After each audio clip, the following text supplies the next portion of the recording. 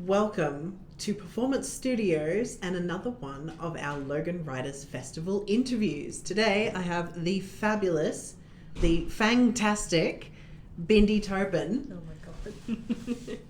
Logan's resident vampire author.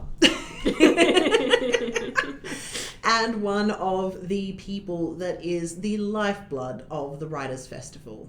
Thank you for joining me today. No, thank you. Fantastic. I cringe at that. We spend nearly every single one of our days off together doing Writers Festival stuff. So it feels more awkward doing a professional interview than just sitting down and having a yarn. Pretty much. Like, I feel like we should just stick a microphone between each other during the day, and then whatever comes out, it should be what the interview should be. Today would have been horrendous. We just be throwing insults at each other. Ask me one thing and I turn into just the most manic of beings. Yeah. Oh, but today's about you. So tell us a bit about the books that you have written. So far I've written about 3 books. And of course they're all about vampires, because that is the only genre that I am only ever truly interested in. Even if you asked me to read anything else, I would be like, is there vampires in there? And if you say no, I'll be like, please find someone else to go and ask to read. Hence the reason why I hate doing like read for review kind of thing, where authors would do book swaps to read their works. It's nothing personal. I'll just find your story boring because there's nothing vampire in it. It used to be me with dragons. If it didn't have dragons, I wanted nothing to do with it. So I made a whole world that was made from dragons. Yeah. Yeah, exactly. And sometimes that's like, you have a particular style of like how you like to see, like how you have with your dragons. For me, I have a particular way of how I want to see my vampires, and it's like I have not come across anyone else who's been able to satisfy that. So that's why I kind of go with the whole like you choose your family theme with like vampires involved, and like I really like to focus on certain aspects of the psychology of a vampire kind of thing as well. People, the vampire mythology is very much like dragon mythology, where every different culture has very different vampires, and then you have different interpretations of the people within those cultures of that particular source matter as well. Yeah. So I know that with vampires, like going from African to Indonesian vampires is very different. Yeah. And then you've got a lot of pop culture stuff surrounding it. So you've got like World of Darkness, and you've got what's another one? Underworld. Yeah. And like you've also got like your Asian vampires as well. So Japan doesn't actually have any form of vampire, but the Chinese do in terms of their Shinjin, I think, from memory. I'm trying to pronounce. If I mispronounce it, I apologize. You have to see the pinyin to be able to pronounce it right. Just let me Google that for a second.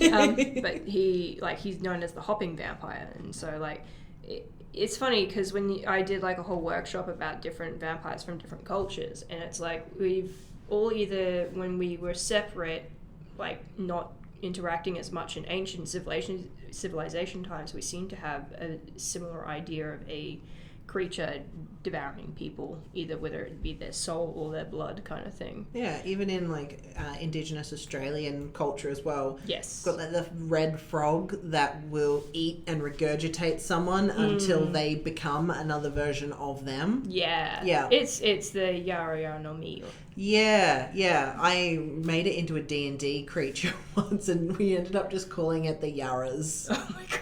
Because, you know, Australians, you get lazy with anything that's longer than 2 syllables. That's true. Macca's, Arvo. Yeah. Just... But it's incredible, though. It shows how we all seem to come up with a similar story, no matter where we are in the world, and no matter how far in time we are, we always seem to come up with an explanation for something we don't know, which is really cool. Like, human fascinations don't really change that much, do they? No. I think vampires and mythological creatures have been something of a very strong point of fascination for millennia. since humans conceived things beyond themselves. Yes, very much so. And it's like only just recently in the modern times that we've beautified them as well. Because there used to be horrific monsters that would, like, at the best, they would seduce you away to kill you. Yeah. And at the worst, they essentially were just sacks of skin on a rotting corpse. Yeah, exactly. Yeah. Or it's like That's not pretty. Or they had a human face, but then when they go to attack you, they become this monster. Yeah. And often, I know that in European culture, it was more aligned with, they would become something devilish or satanic, which was always really horrifying. Yeah, exactly. And that's it's fascinating to see how pop culture has transformed these stories. Why do you think that is? Like, do you have any idea of why in modern day, like, I feel like it's from maybe the 90s onwards, we've started to take really powerful, dangerous concepts and make them friendly or make them pretty or make them sexy. I think because, like, with the recent discovery of science becoming more and more prolific as time goes on, I think the idea of, like, well, this is definitely a mythological creature, it's like, it could be the whole, like, also the thing that we're more open to explore our own fetishes and identities. This is going into a really dangerous topic, guys. PG. Alright, this part's not for kids. Turn off, sweeties. That we tend to This is for your mum. This is when we tend to dive in and go, could I bang that? That's Rule 34. Yeah. Yes, I think that's got a big part of it. Yeah. And, like, because, like, since we all know it's definitely not a real thing, it's like, technically, I could change this into anything I want it to be, because it's not a written rule, like, say, it would have been, like, 100 years ago, where it's like, for your survival, you must do this to prevent a vampire attack, or you must have cages over graves to prevent them from coming out, and stuff like that. So to them, they would have used those rules as law, as like a written rule of, like, to survive kind of thing. But now it's not, they're not real, therefore what I have to be worried about kind of thing. Yeah. There's always that inkling of, but what if they are real? Like, what if... Oh, man, if they were, I wouldn't be here. I'd be going out slaying them. Goodbye. The good characters in your books are vampires. I know, it's weird. It's not that, like, it's more of a me thing. It's like, I will happily write them as the good guys, because but at the same time, it's a power thing for me, where it's like, I just like to enjoy knocking them down a few pegs. Just be like, you're all powerful, let's go. So Aquarian. Like, it's just the idea that I can knock them down a few pegs, and they're like, okay, I'm sorry. And I'll be like, yeah, now go over there and think about what you did. Oh. So last year, your talk was the most popular talk of the entire Writers' Festival. It was the first one, and there were over 40 students that, like, whizzed all the way over there. Like, shoom. Yeah. They wanted the meme talk. Yeah. They wanted to know about vampires. What are you talking about this year? To be honest, first, I didn't expect it to be that popular. And the projector didn't work, which was big sad. But this year we will make sure, like, we'll go in the day before to make sure they all work. But yeah, so because, like, we're following the themes, and, like, the first chapter, I kind of delved in about, like, how I started off as a writer.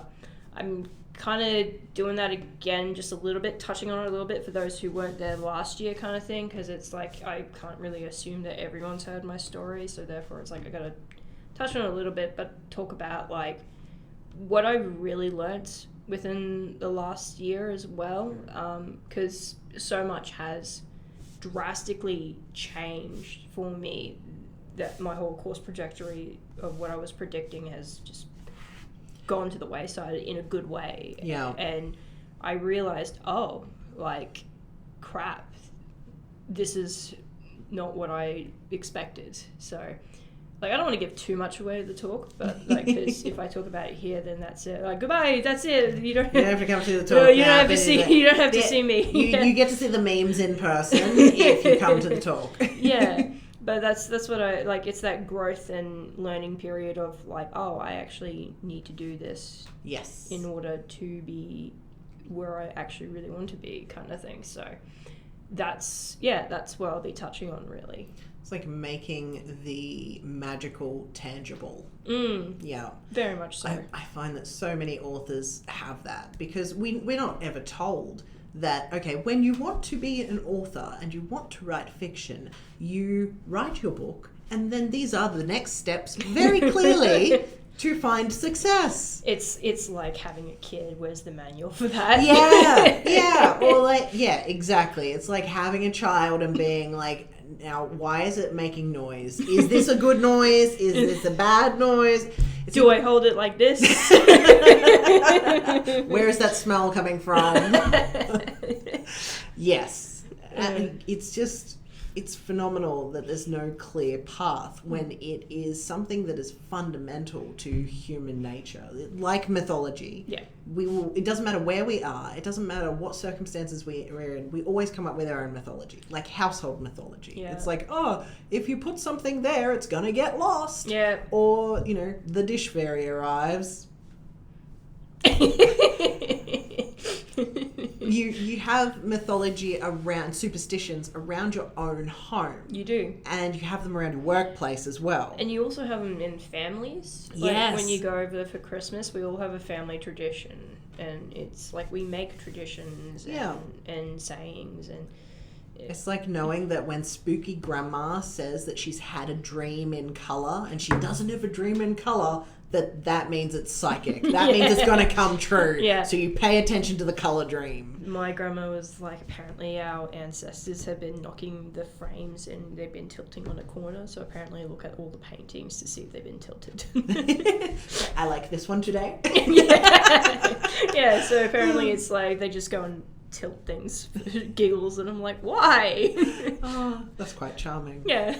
But yeah, we come up with personal mythology on small levels, and then that leads to greater mythology like Slender Man and beyond. So the reason I feel like Slender Man got popular, like it was made to be popular, but it got popular because it became modern day folklore. That's what creepypastas are. Yeah. And if you look at SCPs. Or if you look at Siren Head, that became huge just because of someone's artwork, and they created this whole little thing, and then people were like, this is law, make it real. What is Siren Head law? Yeah, exactly. And it's like, I think that's what I love most about when we do make our own mythologies, is that we do make our own law, our own world, our own design of what it is. And that's also a whole part of of novel writing or fiction writing, is that you create something.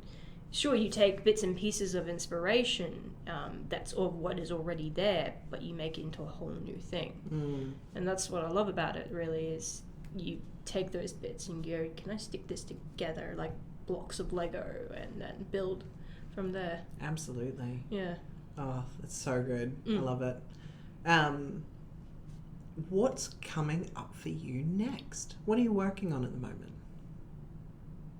What are you working on that's aligned with your current series? Yeah, you already know the real answer to that one. But in terms of upcoming series, I'm rewriting my technically very first book that I took down in 2017. I published it at first, and then I took it down because it wasn't very good. Not that it wasn't also very good, but I was also a very angry person back then. When I was writing it. I was writing it in high school, and that was like one of the really rough periods of my life. And I was just bitter, and I kind of saw this book as a like it was like the reason I also published it was also I technically published it for the wrong reasons. Did you publish it for revenge? It did, yeah. I originally published it not only for revenge, but thinking like I would get ahead, I would be better than those who did me wrong. Yeah. But as I grew up and I've like slowly have learned to forgive and to let go of the past, I go, this needs to be redone in a way where it's not for revenge, and it's actually for the story, and that benefits the character more. though I still keep some of those bitter bits in there because technically that's also my character, because she also learns to grow and learns to forgive what happened in the past. So in a sense, the main character is me, because she's also, since I've learned to forgive, she too will, in a sense as well. That's what the whole Writers' Festival this year is about, growth and resilience. Exactly. And like, the thing is, even though I did write it for revenge, I don't necessarily regret... Necessary. I don't regret that was my path, because if anything, because yes, like, bad move, but at the same time I learned from it. Absolutely. I rather make a bad move and learn and then go, okay, here's what I can do. Like, I'd rather do that than someone come in and tell me, no, you can't do that. Yeah. Because I'm like, no, I'd rather do it myself, figure it out and go, oh, okay, yeah. 100%. Yeah. Honestly, I feel like so many authors are too afraid to do that. So many authors, they're very introverted, they're very shy, hands up. You have to like this video if you are one of them. Yeah. That's the rules. Relatability. It took a lot of balls. It takes a lot of balls, and like even it takes so much more courage than what people think. Yeah, even like writing online. Just to publish. Yeah. Like writing online was one of my other ways to get more confidence and stuff as well. Like I just published online and just saw what happened, kind of thing, and that's how Living with Vampires blew up, and I was not expecting that. I was like, what is happening? Oh, so cool. Yeah. And it's got the right format because it's in blog posts. Yes. So it feels like it belongs online like that. It did, yeah. That's why it just... So, like, an editor from that website was like, yeah, you're on the front page for a week. And I'm like, I'm what now? That's so good. And I was not expecting it. And that's how, like, I got so many views. And that's how I think it was also that moment where I realized I can do this as well. Like, I can actually really pursue this as a career. Because it's like, obviously, my writing, it has to be okay for it to be like, here you go, world, and everyone's like, yeah. And that's been persistent through the last 2 years as well. So since you've published, the people that have picked up your book, when they're actually vampire lovers, they love it. Yeah, very much so. Yeah. And you don't let literary people pick up a normal book. Yeah, I've had a few literary, like, literary. I can't do it either. I need more coffee. It's like 6 o'clock at night. No more coffee. Don't tell me what to do. But yeah, like they chew out. Yeah, you've had some pretty severe feedback from. It's really unwarranted as well. So it's not something you've taken to someone and gone, hey, can you review my book? I'd really like your opinion. It's just randos, rambling. Yeah. Yeah, he guy, like, whole paragraph one time, and I was like, what the hell? And I acknowledged it and I went, thanks. Like, that's all I said. I went, thanks. It's such an awkward thing. Someone spends like a full half an hour like formulating this paragraph of abuse and then thanks. It's gone now. They've deleted it. Oh. They didn't have the balls to keep it up there, which is interesting enough. Yeah. Interesting. Yeah. I feel like when you're that, it's so much more a reflection of the people, unless you actually asked for that opinion. It is so much more a reflection of the people writing it than it is of the book or the author. Yeah.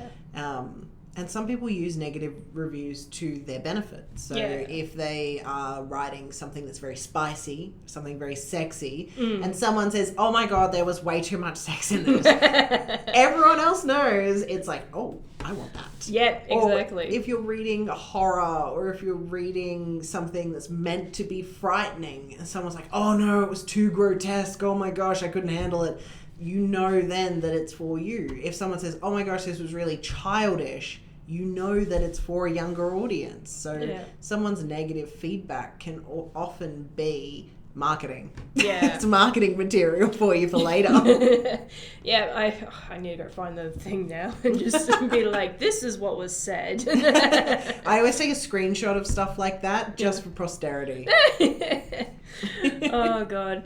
I think I can look back at it now and go, yeah, there was a few moments that I'm like, yeah, it could be better, but I'm like, because like I know already it could be better, but like at the same time, that's kind of like, we always look at our own artwork and see where it can be refined, and I think that's something that you've got to hit a point. I think with self-publishing, it lends itself well because you can, in the next reprint, because we normally only print between 10 and 30 books, sometimes 100 books if you're going to go super hard at Christmas. I went super hardcore. I went super hardcore with my first book too. I got 500 copies. I got 200. And it hadn't even been professionally edited. So normally self-published authors will buy a small amount, and then if someone comes back and says, oh, there's a typo here or there's something wrong here, you can then change and adapt it. Yeah. A really good example of this was, so it's not an author, because we can just take the file, rewrite the bit, and then put it back out there. And it's very easy to do when you've got a print-on-demand service, or when you're sending a file through to a publishing company that's printing it, like a vanity publisher or something like that. Really good example of this was Lizzo. Lizzo used a term that she didn't realise was offensive to people that had a neurological disorder. Oh, yes, I've heard of this. Yeah, so she used the word spaz, just so everyone knows. And it wasn't in a derogatory way. I think the line was something about girls going somewhere and then let's spaz out. Yeah, like they're going crazy kind of thing. Yeah, like they're having a big party or something. And in American culture, it's very common that was a typical term used. Yeah. And the moment she found out that it was offensive to a wider community and that it was actually damaging to that community, she rewrote that one lyric and she republished the song. And for someone that's a big artist, that's really difficult to do. Yeah. But she apologized with grace. She said she never wanted to offend anyone in that way. That was never her intention. And I think she thanked them for educating her, and then she fixed the problem. So whenever you got someone whinging about typos, just look to Lizzo for encouragement. It makes me wonder, though, because, like, it's a cultural thing over there, isn't it? Using that word. It's not dire to their culture. Yeah. It's a flippant thing. It's slang. Yeah. So for them, it's not something... So I know that in Korea, there's certain words that mean okay. I think they mean okay. But if you said them in English, it would be horrendously offensive in most countries. Damn. Yeah, because it sounds like the N-word. Really? Yeah. Oh, but in Korean, it's just, it's either Korean or Japanese, but I'm pretty sure it's Korean. And it's just like da da da da da da da. And it's just chatting and normal conversation, but the syllables sound the same. Interesting. And so speaking Korean in different countries and using those particular words can like set people off. You just you just speak Korean one day and then someone turns around and goes, "You said what now?" Yeah. Yeah. Oh, poor bloke. But I think that being able to take that criticism with grace is incredibly important, and it shows more about you, how you respond when you receive it. So you just going, thanks. It's perfect. That's the amount of energy that comment needed. Pretty much. That's all that it deserved. It was my way of saying, I have acknowledged it, thank you. Yeah, goodbye. Goodbye. Oh, I have seen young girls, though, come bouncing back up to our stall at Supernova or Ozcomic and going, oh my god, I read this last night and it's amazing! Which is delightful. Yes, that was for the free ebook that I was handing out. Was that the free ebook? Yeah, that was Sunset, based on Cyrus, and he is like the very first character like I created. The entire, like, when I first started writing and everything. He's the blonde one? No, that's Rune, so that's his son. Oh, Cyrus is the daddy energy. Cyrus is the dad. I have never called him that. That's funny. When I first started writing Cyrus to have a son, when I was like a teenager, I was really scared about people shipping them two together. I was like, oh, please don't ship. Like, I hope no one ever takes it that way. But now I'm like older. I'm like, you know what? They can do that, but just don't give it to me. I won't read it. Don't show the author your fan fiction, please. Yeah. Not unless they ask for it. Yeah. Consent in all things.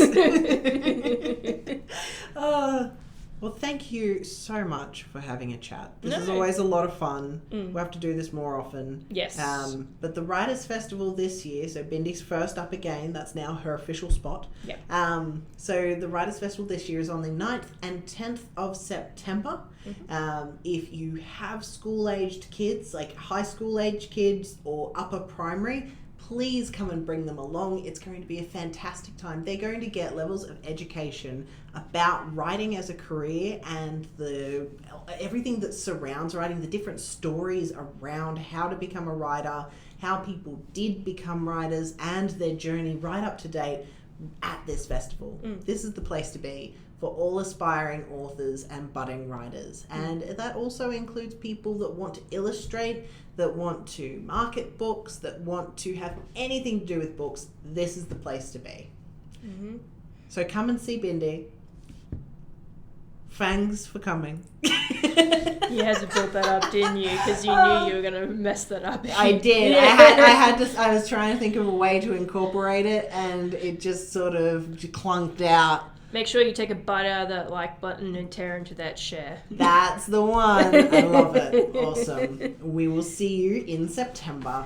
Bye. Bye.